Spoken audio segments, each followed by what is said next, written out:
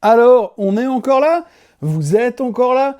Salut à tous, on est le 20 décembre 2025 et il reste plus ou moins 10 jours avant 2026. Et je vais être honnête avec vous, je ne sais pas ce qu'on fout encore ici. Normalement, à cette heure-là, le seul volume qu'on devrait encore traiter, c'est celui du vin chaud sur les marchés de Noël. Mais non, le marché, lui, a décidé qu'il n'avait pas sommeil, qu'il n'avait pas vraiment encore envie d'arrêter. Ça fait 30 ans que je traîne mes guêtres dans cette industrie. J'ai vu des bulles, j'ai vu des crashs, et j'ai vu des banquiers centraux nous sortir des phrases comme « irrationnelle exubérance ». Mais une semaine comme celle qu'on vient de vivre, c'est le sommet de l'art de la finance. Un chef-d'œuvre de bricolage statistique et de déni collectif. On va faire le point, mais attachez vos ceintures parce que si vous cherchez de la logique, vous vous êtes trompé de chaîne. Bienvenue dans ce Swiss Bliss, nous sommes le 20 décembre 2025 et je suis Thomas Veillet.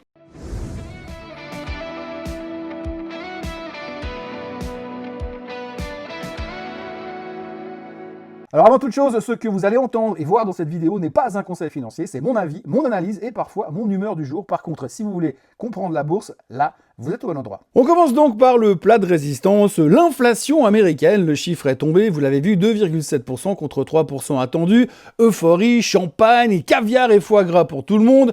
Trump nous explique que c'est une nouvelle ère et que les USA vont faire un carton et que 2026 va être du velours. Mais il faut juste se réveiller quand même. C'est un chiffre qui est sorti tout droit d'un chapeau après 43 jours de shutdown. Et le BLS nous dit, je cite, « On n'a pas pu relever 2/3 des prix, mais bon, on a fait une moyenne au feeling. » C'est un peu comme si votre médecin vous disait j'ai pas toutes vos analyses de sang, mais vous avez bonne mine, donc vous êtes en pleine forme. On sait que les loyers explosent, on sait que les courses coûtent toujours un rein, mais le papier a dit 2,7%. Alors, le marché est content, le marché achète, c'est de la poésie administrative, rien d'autre. Et le chômage, pendant ce temps, à 4,6%, bah c'est pas grave non plus. Apparemment, c'est juste de la faute au licenciement d'Elon Musk il y a 6 mois qu'on vient juste de retrouver sous une pile de dossiers. On est en plein délire. Et le pire, c'est que ça ne choque personne. Bref, on a une inflation qui baisse sur le papier, mais qui monte dans votre porte-monnaie, et c'est le triomphe de la bureaucratie sur la réalité. Mais bon, et si le marché veut croire aux contes de fées administratifs pour justifier son rallye, qui suis-je pour l'en empêcher? Après tout, à Noël, on a bien le droit de croire au Père Noël. Et là, visiblement, le Père Noël, il travaille au bureau des statistiques. Et puis alors, au milieu de la semaine, on a eu droit au psychodrame Oracle, une rumeur démentie 10 minutes plus tard, disant qu'il n'aurait pas un prêt de 10 milliards pour un data center. Résultat, on a vendu tout ce qui ressemblait de près ou de loin à un processeur, panique totale. Pourquoi? Parce qu'au fond de lui, le marché a quand même une trouille bleue que l'IA ne rapporte jamais un centime. Et puis Micron a débarqué, ils nous sortent des chiffres venus d'une autre galaxie, on ne produit pas assez, les marchands volent, on a déjà vendu tout notre stock jusqu'en 2026 et là, paf, on oublie tout et on rachète tout. Nous sommes donc passés de l'IA est une bulle à Nvidia est le nouveau Messie en moins de 48 heures. C'est pas de l'investissement, c'est de la bipolarité. En résumé, on a eu peur pour rien, on a racheté pour tout et on finit la semaine avec des valorisations qui défient toujours les lois de la gravité. Le message est assez clair, tant qu'il y a des puces à vendre, la raison peut rester au vestiaire.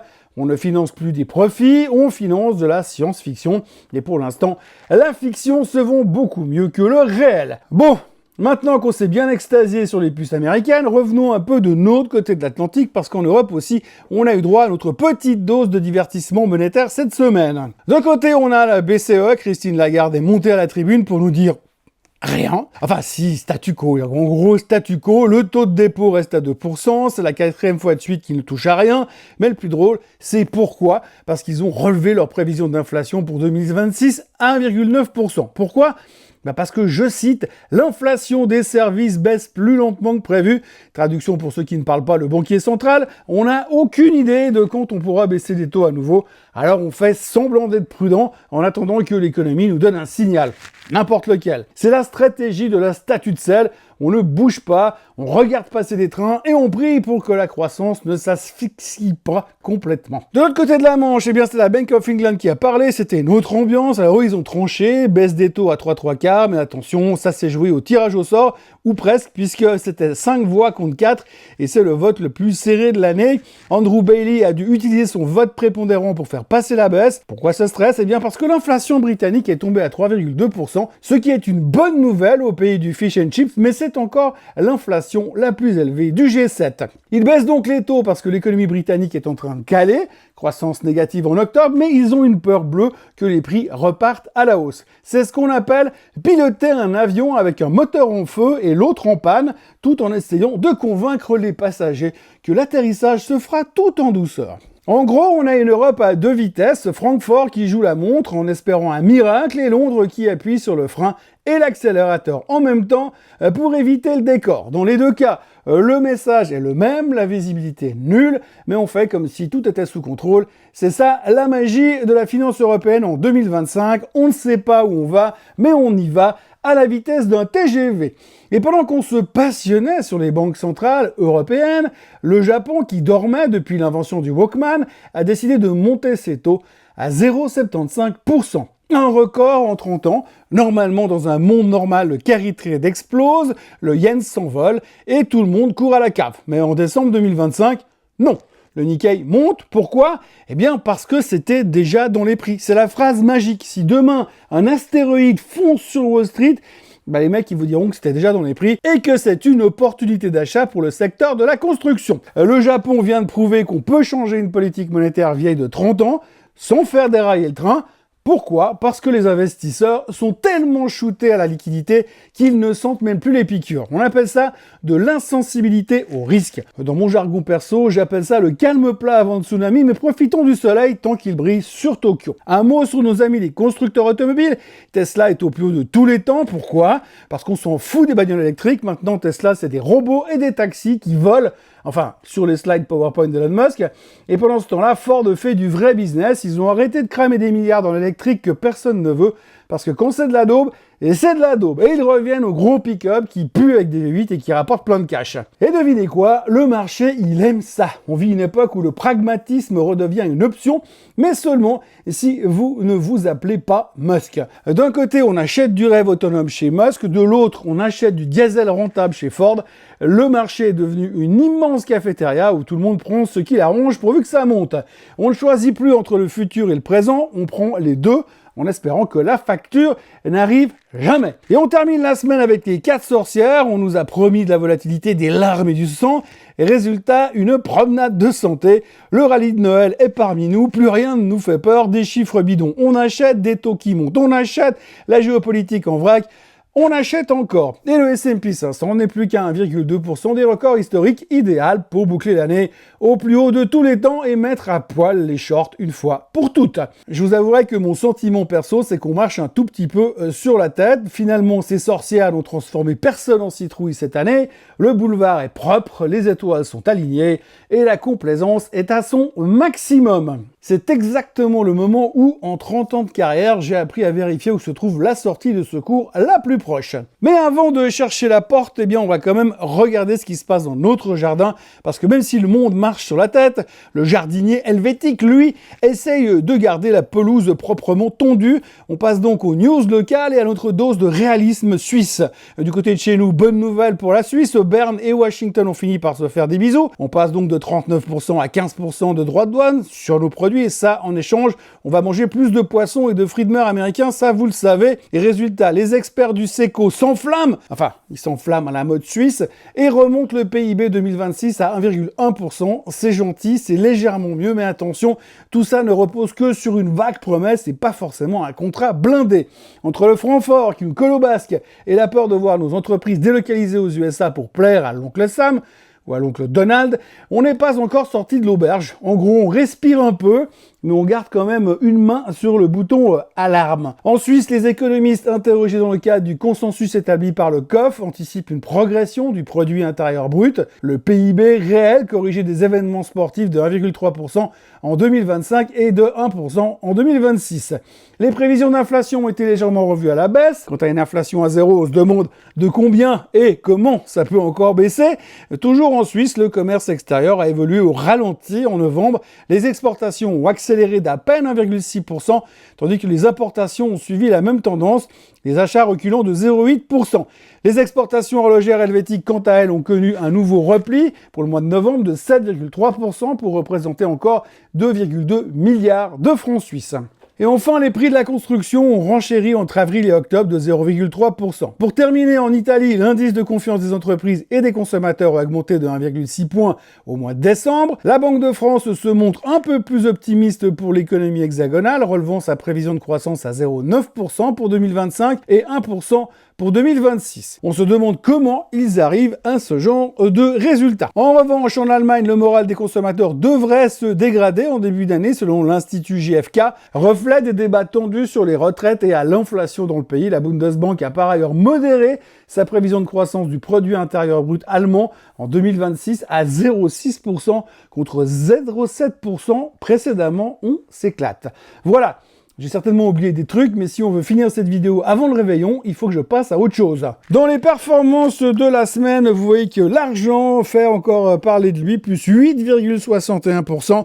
L'Italie prend pratiquement 3%, le SMI 2,2%, le CAC 40 1%, l'or se contente dans 1,36%, et de l'autre côté, on a le Nikkei qui perd quand même 2,61% sur la semaine, le Hang Seng est en baisse de 1%, le pétrole qui continue de souffrir et qui baisse de 1,26%, et puis aux États-Unis, le S&P 500 grappille quand même 0,1% sur la semaine. On s'en sort relativement bien par rapport à ce qu'on a vécu.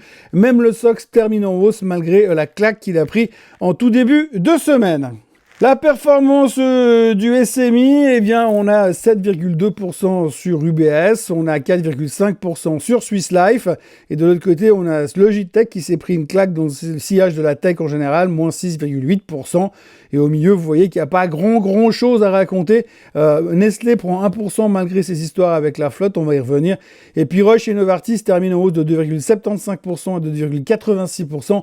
Et ça, c'est principalement merci aux histoires de deal avec Donald Trump. Ça aussi, on va y revenir tout à l'heure dans les vedettes de la semaine. Du côté technique, eh bien, on se fait le SMI pour commencer. Vous voyez qu'on est au plus haut de tous les temps sur le SMI, en tout cas pas très loin. Le dernier point haut qu'on avait fait, eh bien, il était à 13 199,05 et pour l'instant, on termine donc la semaine en closing à 13 171,85. On est à quelques millimètres de battre des records historiques sur le SMI. Donc on voit très clairement qu'on est sorti de notre canal ascendant dans lequel on est depuis un bon moment et maintenant il va falloir s'établir au-dessus des 13 200 pour entamer une nouvelle ère, comme disait Donald Trump. Le S&P 500, vous voyez qu'on a vécu un sale début de semaine, mais on renverse bien la vapeur en fin de semaine pour finir quasiment inchangé. On est toujours à une centaine de points, enfin 1,2% pour être précis, des plus hauts historiques sur le S&P 500. Et sachant que statistiquement, dans une période où ça monte généralement presque tout le temps, on devrait battre des records sur l'indice américain pour fêter la fin de l'année. Le Nasdaq, pareil, vous voyez qu'on a fait un reversal assez spectaculaire, là aussi en milieu de semaine. Merci Micron dans la foulée.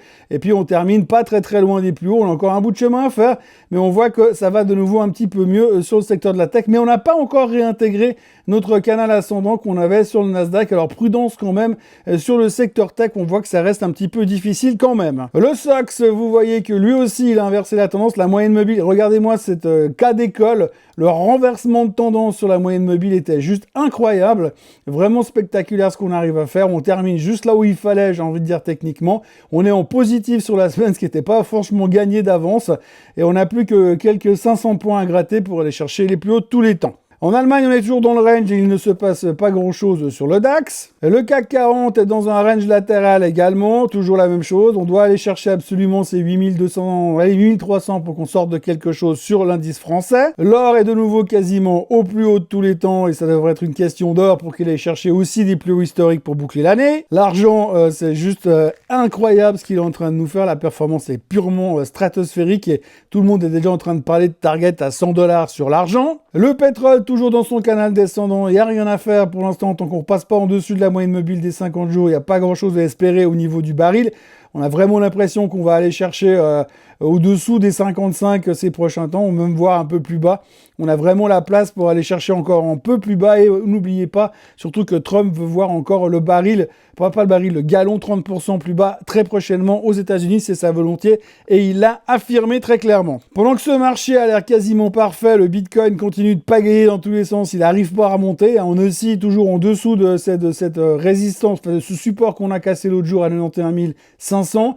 Il faut absolument qu'on arrive à repasser en dessus pour espérer quelque chose d'un peu plus intéressant ces prochains temps sur le Bitcoin. On attaque tout de suite avec les vedettes de la semaine. Sika en premier. Sika continue de faire ce qu'il sait faire de mieux, bouffer la concurrence pendant que les autres décorent le sapin. Cette fois, ils sont partis faire du shopping en Suède pour acheter Finja, un spécialiste du mortier. L'idée est assez simple, verrouiller un peu plus le marché nordique et gonfler la présence du géant suisse dans la construction intégrée.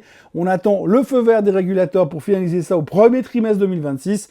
Bref, c'est du pur Sika, discret, efficace et une brique de plus portée à l'édifice. Vous voyez qu'on continue à faire un reversal. L'annonce de cette semaine nous a permis au moins de finir pour la première fois depuis bien longtemps au-dessus de la moyenne mobile des 50 jours. Vous voyez que c'était plus arrivé depuis juillet 2025. Il y a un petit truc qui est en train de se dessiner. On a tenu le support des 150. On est en train de construire gentiment une tendance haussière sur Sika. Attention, avec tout ce qu'ils ont mis en place ces derniers temps, peut-être que ce sera un titre qui va faire des étincelles en 2026. Allez savoir. Roche, Novartis, les pharma en général, là ça dépasse un peu le niveau de la Suisse, mais Trump a encore frappé et cette fois il a réussi à faire plier Big Pharma. 9 poids lourds dont Roche, Genentech, Novartis, Sanofi et Merck ont signé un accord vendredi pour sabrer les prix des médicaments. L'idée c'est d'aligner enfin les tarifs US qui sont souvent 3 fois plus élevés sur ceux des autres pays riches. C'est le concept de la nation la plus favorisée appliquée aux pilules. On nous promet des économies massives pour Medicaid et des rabais allant jusqu'à 70% sur certains antidiabétiques via une nouvelle plateforme au nom très sobre et très modeste, TrumpRx.gov. Mais ne sortez pas les mouchoirs pour les labos. En échange de cette générosité, ils vont récupérer un cadeau de Noël avant l'heure, une exemption totale des droits de douane pendant 3 ans. Ils s'engagent donc aussi à réinvestir 150 milliards de dollars dans le R&D, sur le sol américain, bien sûr, probablement de l'argent qu'ils allaient dépenser là-bas de toute façon. Bref, c'est du pur deal à la Trump. Il offre une ristourne aux électeurs tout en verrouillant la production aux States. Les marchés qui craignaient un contrôle des prix sauvages respirent déjà beaucoup mieux. C'est un compromis qui sauve les marges tout en soignant la communication politique. Encore une fois, la pharma plie, mais elle ne rompt pas. Voilà le bon Roche, donc ça se passe de commentaires, la tendance haussière a été cassée, on a pété les plus hauts de 2025, on est au plus haut de l'année sur le bon Roche, on va aller chercher probablement ces prochains temps les plus hauts de 2022 au niveau des 340 francs suisses. Ce sera un beau target à afficher d'entrée d'ici 2026, mais pour l'instant ça a l'air de très très bien se passer chez Roche qui a clairement renversé la tendance. Le meilleur moyen c'est de voir un peu ce croisement assez spectaculaire des moyennes mobiles qui s'écartent très très vite et qui nous montre que ça part dans une autre direction et c'est plutôt encourageant pour la suite. Novartis, eux aussi, c'est un peu moins flagrant, mais c'est plus constant. On va dire là aussi, vous avez le titre qui monte gentiment en direction des 110 balles sur Novartis. On est au plus haut de tous les temps. La clôture est au plus haut de tous les temps en cette fin de semaine. Donc ça va très bien. C'est un peu plus hâte-toi lentement.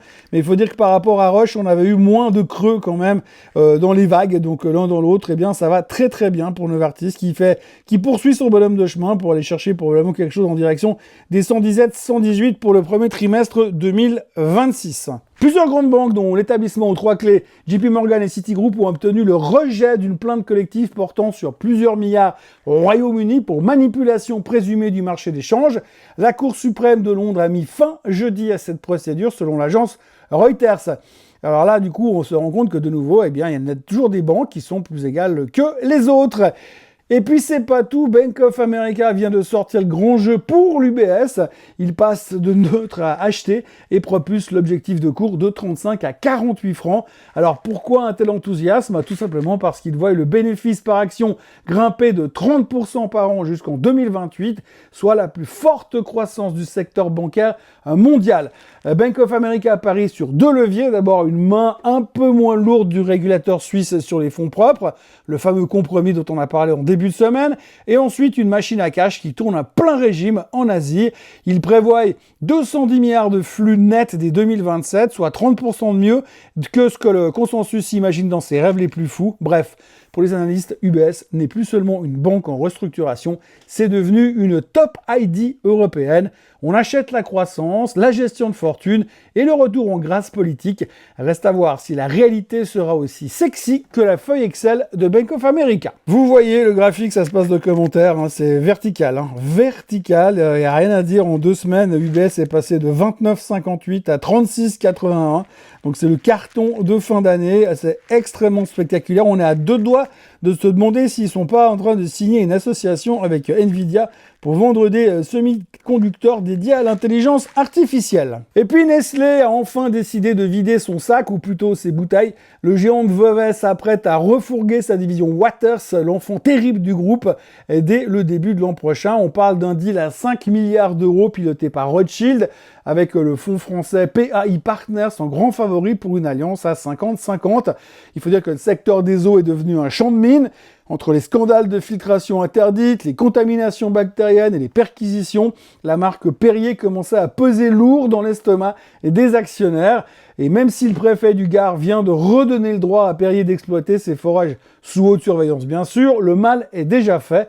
Entre l'ONG Foodwatch qui hurle au scandale et les concurrents qui réclament des milliards pour concurrence déloyale, Nestlé préfère passer le bébé à quelqu'un d'autre et gérer ça comme une entité séparée. Bref, Nestlé Waters, c'est l'histoire d'une icône qui finit en eau trouble et le marché attend avec impatience qu'on tire enfin la chasse d'eau sur ce feuilleton. Nestlé, vous voyez que c'est difficile, hein. C'est vraiment de la peine. On a tenté un redémarrage ces derniers temps, mais on est revenu plus ou moins à la case départ. L'avantage, c'est qu'on a été allé plus ou moins combler le gap qu'on avait laissé, donc ça, c'est plutôt encourageant. Mais on voit vraiment que pour l'instant, ça veut pas. On va dire qu'il y a quelques lueurs d'espoir, mais pour l'instant, ça reste très très compliqué au niveau de la performance de Nestlé. On va surveiller ça attentivement l'année prochaine. On passe au en vrac de la semaine avec Uber Sooner, une claque monumentale après un avertissement sur le résultat 2025. Le marché n'a pas fait de quartier. Vontobel fait le ménage à Zurich. Le directeur financier et des risques Thomas Heinzel prend la porte. On gère l'intérim en attendant de trouver le prochain fusible. UBS fait le ménage, il dégrade Clarion et Flughafen Zurich à neutre. Résultat, ça baisse direct. Quand le grand frère parle, tout le monde obéit. VAT Group, Goldman Sachs sort le carton rouge avec une recommandation à la vente. La tech suisse souffre encore. Barry Callebaut, le roi du chocolat, envisagerait de larguer son activité cacao. C'est encore précoce, mais Reuters a mis le feu aux poudres. Séquence acquisition, Sonova s'offre une techno anti-acouphène. DKSH part au Vietnam racheter un distributeur médical. Et Partners Group s'achète un hôtel de luxe à Barcelone parce qu'ils ne dorment jamais. Date Villers, ça grimpe, il se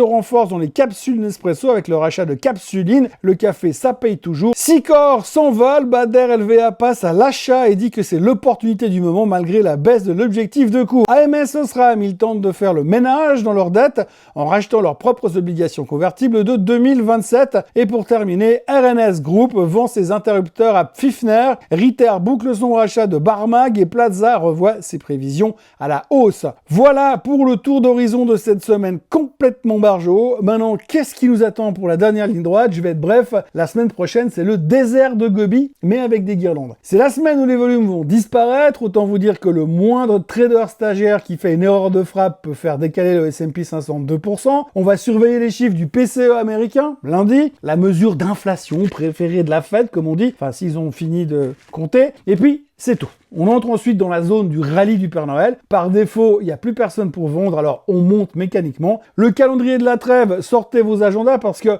les horaires, c'est un vrai casse-tête de banquier central. Mercredi 24 décembre, réveillon, le marché suisse est fermé. En Europe, on fermera plus tôt. Et aux USA aussi, clôture anticipée à 13h, heure de New York. Jeudi 25 décembre, c'est Noël. C'est donc rideau partout, fermé en Suisse, fermé aux USA, fermé en Europe. Même les algos ont le droit de manger de la dinde. Vendredi 26 décembre, la Suisse et l'Europe restent fermés. Par contre, les Américains, eux, vont tout de suite retourner travailler. Ne me demandez pas pourquoi, ils aiment ça probablement. Mais bon, à la fin, c'est surtout parce que légalement, Wall Street n'a pas le droit de rester fermé 2 séances complètes de suite. Mon conseil, faites comme moi, éteignez la machine, oubliez les candlesticks et les moyennes mobiles, concentrez-vous sur la température du four, le nombre de bouteilles à la cave et s'il y a de l'Alka-Seltzer dans l'armoire à pharmacie. Le marché ne va pas s'enfuir et vu la complaisance actuelle, la meilleure performance que vous puissiez faire, c'est de ne rien toucher jusqu'en janvier. On a donc passé une année 2025 de folie entre les records de l'IA et les bricolages de la Fed.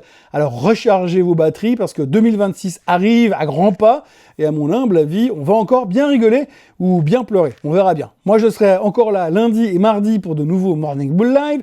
Le Swiss Bliss est terminé pour cette année, mais je vous ferai quand même des vidéos spéciales Noël Nouvel An dans ces prochains jours. Et on va mettre la pédale douce sur les market updates, vu ce qu'il y a à dire. Alors, N'oubliez pas de vous abonner à la chaîne Swissquote en français et d'activer la cloche pour ne rien rater des prochaines vidéos. Vous avez aussi le droit de liker, de commenter et de partager, c'est même carrément recommandé. Quant à nous, on se voit lundi. Excellente suite de week-end à tous. Allez, bye bye! Ce contenu est informatif et éducatif destiné aux personnes connaissant les marchés financiers. Il ne constitue pas un conseil en investissement, juridique ou fiscal. Le trading et l'investissement comportent des risques, notamment la perte de capital. Les CFD et actifs numériques sont volatiles et ne conviennent pas à tous. Swissquote décline toute responsabilité quant à l'exactitude du contenu ou aux pertes liées à son usage. Produits et services disponibles selon la législation en vigueur.